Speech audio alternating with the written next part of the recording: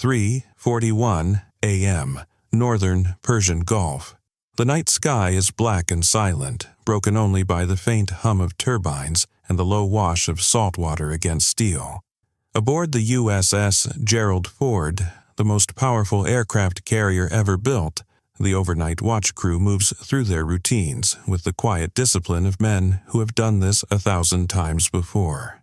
Coffee grows cold on metal desks. Radar screens pulse with steady green light. Everything appears normal. Everything appears calm. Then the alarm sounds. Not a drill, not a test. A real, piercing, ship-wide alert that cuts through every corridor, every compartment, every sleeping quarter on the vessel. Within seconds, every sailor on the Ford is awake. Within seconds, every station is manned. The calm evaporates instantly, replaced by something colder, something sharper, the specific kind of focus that only comes when men know that real danger is already in the air. The radar operator's voice is steady but urgent. Multiple fast-moving objects detected. Launch origin, the Iranian coastline. Speed, unlike anything conventional. Trajectory, direct, target, unmistakable. The USS Gerald Ford and her entire strike group are under attack. The carrier's strike group positioned in the Northern Persian Gulf that night was not there by accident. For weeks, tensions between the United States and Iran had been escalating at a pace that made military planners deeply uncomfortable. Iranian forces had made repeated provocative moves near the Strait of Hormuz, drone surveillance, speedboat harassment, threatening radio transmissions aimed at commercial shipping lanes. Washington had responded by reinforcing its naval presence in the region, and the Gerald Ford Strike Group had been dispatched as the centerpiece of that response. The strike group itself was a formidable collection of American sea power. At its center sat the USS Gerald Ford, a 100,000-ton floating fortress carrying over 70 combat aircraft and a crew of more than 5,000 sailors and aviators. Surrounding her were 2 Ticonderoga-class guided missile cruisers, 4 Arleigh Burke-class destroyers, 2 attack submarines running silently beneath the surface, and a fast combat support ship maintaining the group's logistics. Spread across nearly 50 square miles of open water, this formation represented one of the most capable naval combat units ever assembled. The mission had been straightforward: maintain presence, deter aggression, signal resolve. For 3 weeks, the strike group had done exactly that, conducting flight operations, running exercises, and broadcasting to the entire region that America was watching, ready and capable. Nobody aboard the Gerald Ford had seriously believed they would be fired upon. Iran had made threats before. Iran had always made threats before. But launching hypersonic missiles at an American carrier strike group in open water was an entirely different category of action, one that carried consequences no rational government could ignore. Yet here they were. At 3:41 in the morning, in the dark waters north of the Strait of Hormuz, the missiles were already in the air. Across the Gulf, on the Iranian coastline, the operation had been months in the planning. Senior commanders within Iran's Islamic Revolutionary Guard Corps Navy had watched the Gerald Ford's arrival with a mixture of fury and calculation. To them, the carrier's presence was not a defensive gesture. It was a provocation, a demonstration of American dominance in waters they considered their own strategic territory. The decision to respond with force had not been taken lightly, but it had been taken. Iran's primary weapon for this strike was the Fateh hypersonic ballistic missile, a weapon Iranian state media had publicly showcased with considerable pride. Capable of reaching speeds exceeding Mach 13, the Fateh was specifically engineered to defeat modern naval defense systems. Unlike conventional ballistic missiles that follow predictable arcing trajectories, the Fateh was designed to maneuver during its terminal phase, adjusting its flight path in the final seconds before impact to complicate interception. At full speed, it covered distances that would take a conventional missile several minutes in under 60 seconds. Iranian planners had designed the strike around a principle of saturation. Rather than firing 1 or 2 missiles and hoping for success, The plan called for launching multiple missiles in a coordinated wave, enough simultaneous threats to overwhelm the strike group's layered defensive systems. Supporting the missile strike, Iranian fast attack boats had been positioned in advance closer to the shipping lanes, ready to exploit any chaos that followed the initial barrage. Electronic warfare units along the coast had been activated to interfere with American radar and communications. The operation had one objective: force the Gerald Ford strike group to withdraw from the Persian Gulf. Back aboard the Ford, the Combat Information Center was now operating at maximum intensity. The large tactical screens that dominated the room painted a picture that nobody in the room wanted to see. 6 distinct inbound contacts. Speeds confirmed hypersonic. Estimated time to impact: 7 minutes. 7 minutes. The strike group commander's voice came over the command net with absolute clarity. All ships' weapons free. Activate all defensive systems. Launch intercept sequence immediately. The battle for the Persian Gulf had begun. 7 minutes sounds like enough time. It is not. At hypersonic speeds, the margin between detection and impact is measured not in comfort, but in fractions of chance. Every second that passed in the Combat Information Center of the USS Gerald Ford was a second of decisions. Layered, simultaneous, irreversible decisions made by men and women who had trained for exactly this moment, but had never truly expected it to arrive. The first defensive layer activated within 90 seconds of initial detection.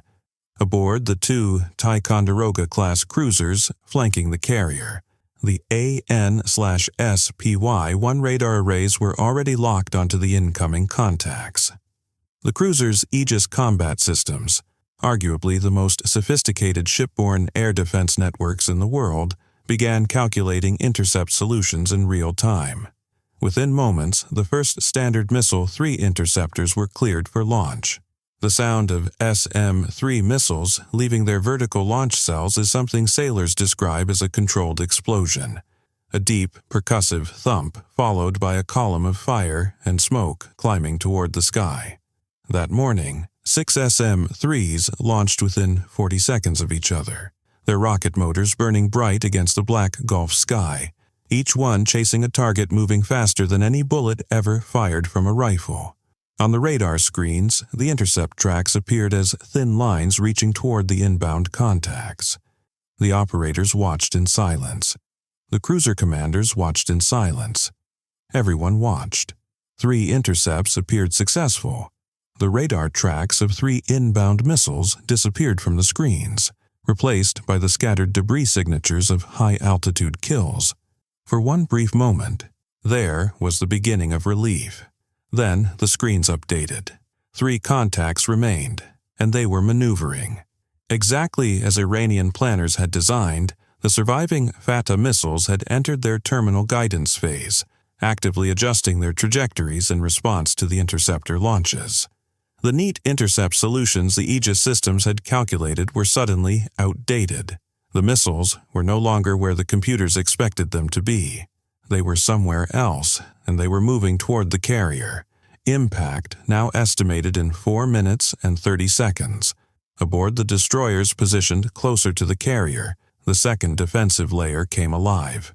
The AN/SPY-6 radar systems, more sensitive than anything the cruisers carried, reacquired the 3 maneuvering contacts and began feeding updated tracking data to the ship's Standard Missile 6 batteries. The SM-6 was designed for exactly this scenario, a highly maneuverable terminal phase threat requiring a more agile intercept solution. 2 more launches, then 2 more. 4 SM-6 missiles climbing toward the remaining contacts. At the same time, aboard the Gerald Ford herself, the ship's own defensive systems were coming fully online. The carrier's evolved Sea Sparrow missile batteries were armed and tracking. The close-in weapon systems, the phalanx guns that represented the absolute last line of defense, spun up to full operational speed, their radar systems locking onto anything that came within range.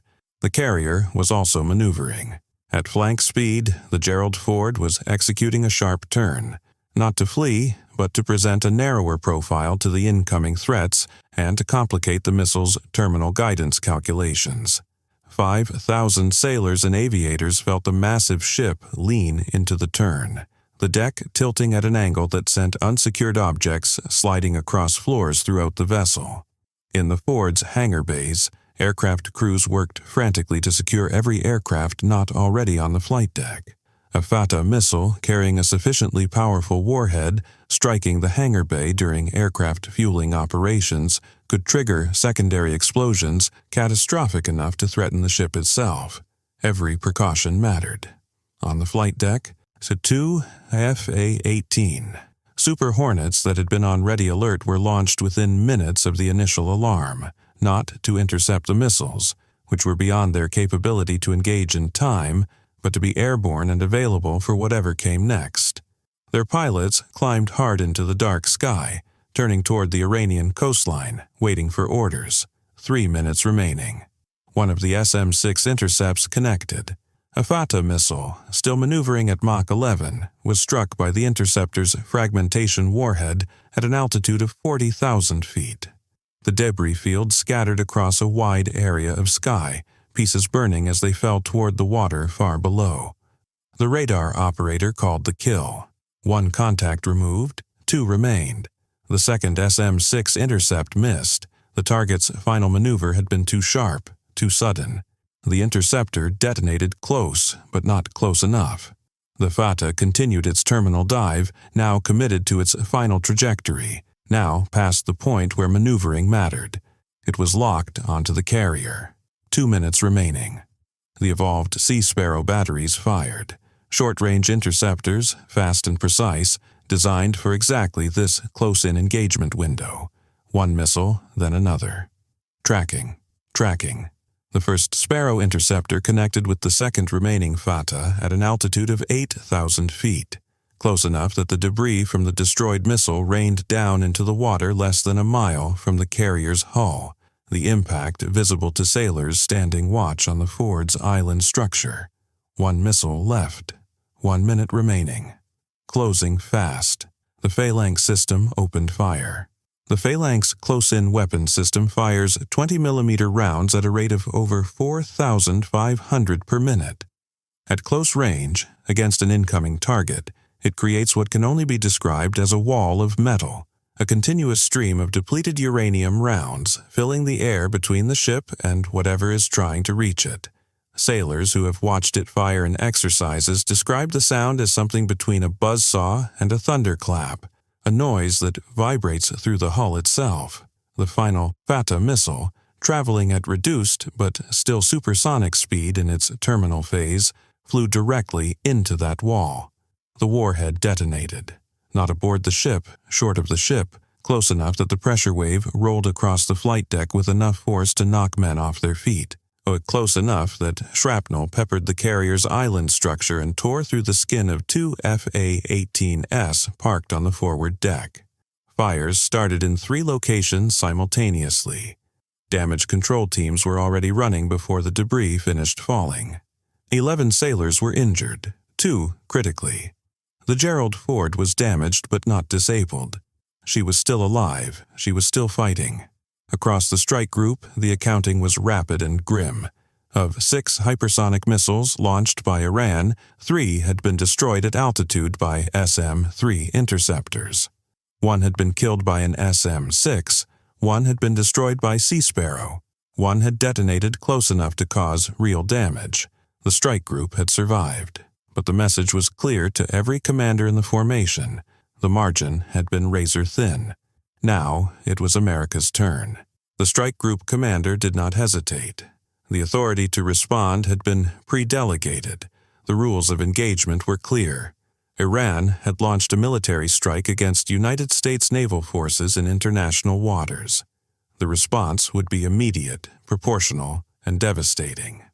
Within 8 minutes of the final missile impact, the first Tomahawk land attack missiles began leaving their launch cells aboard the destroyers and cruisers of the strike group. The Tomahawk is not a hypersonic weapon. It does not need to be. Flying at subsonic speeds just above the water's surface, It is virtually invisible to radar at low altitude, extraordinarily precise in its targeting, and carries a warhead capable of destroying hardened military installations. The strike group carried over 200 of them. The targeting packages had been prepared days earlier by intelligence staff who had been tracking the Iranian missile sites with satellite surveillance. The Fatah launch positions were known. The radar installations that had supported the strike were known. The IRGCN command facilities that had coordinated the attack were known. Everything was known. Everything was targeted. 47 Tomahawks were fired in the first wave. They flew low across the Gulf, crossing the Iranian coastline in the pre-dawn darkness, finding their targets with the cold precision of weapons that do not feel doubt. The Fatah missile launch sites erupted in columns of fire that were visible from the deck of the Gerald Ford 30 miles offshore. The radar installations went dark. 3 IRGCN naval command facilities were struck simultaneously, but the response was not limited to Tomahawks. The 2 FA-18 Super Hornets already airborne received their targeting orders and were joined within minutes by 4 more aircraft launched from the Ford's flight deck. Armed with JSOW glide bombs and AGM-88 HARM anti-radiation missiles, the strike package crossed into Iranian airspace at low altitude, below the coverage of surviving radar systems, and began working through the secondary target list. The Iranian fast attack boat fleet, positioned near the shipping lanes in anticipation of exploiting the chaos following the missile strike, was detected by one of the strike group's submarines running silently beneath the surface. The submarine's commander received authorization and fired. 2 of the fast attack boats were struck by heavyweight torpedoes before the Iranian crews understood they were being targeted. The remaining boats scattered, their commanders abandoning the mission entirely. Below the surface, the second attack submarine repositioned to cover the Strait of Hormuz, ensuring that no Iranian naval vessel could attempt to block the waterway in the aftermath of the engagement. The entire American counterattack, from first Tomahawk launch to final airstrike, lasted 31 minutes. As the first light of dawn began touching the Gulf's horizon, the Persian Gulf looked nothing like it had the night before. 3 Iranian missile launch sites were destroyed. 2 radar stations were offline. 4 IRGCN command facilities had been struck. 2 fast attack boats sat on the bottom of the Gulf. Iranian naval activity across the entire region had ceased completely. Aboard the Gerald Ford, damage control teams had contained all 3 fires within 20 minutes.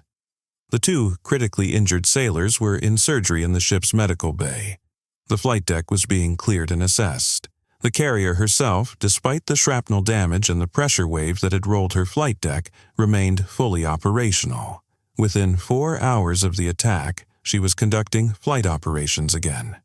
The 7-minute battle in the Persian Gulf had ended, but its consequences would echo far beyond that single morning. What happened in the Northern Persian Gulf that night was not simply a naval skirmish. It was a demonstration of the brutal mathematics of modern warfare, the contest between hypersonic offensive weapons and layered defensive systems, played out in real time, with real lives, in some of the most strategically critical waters on the planet. Iran had developed and deployed one of the most advanced missile systems in its arsenal, had planned the strike with genuine sophistication, and had still failed to sink or cripple the Gerald Ford. The layered American defense, SM-3, SM-6, Sea Sparrow, Phalanx, had worked almost exactly as designed, with the final missile coming uncomfortably close to proving the system's limits. Almost is a word that military analysts would spend years examining.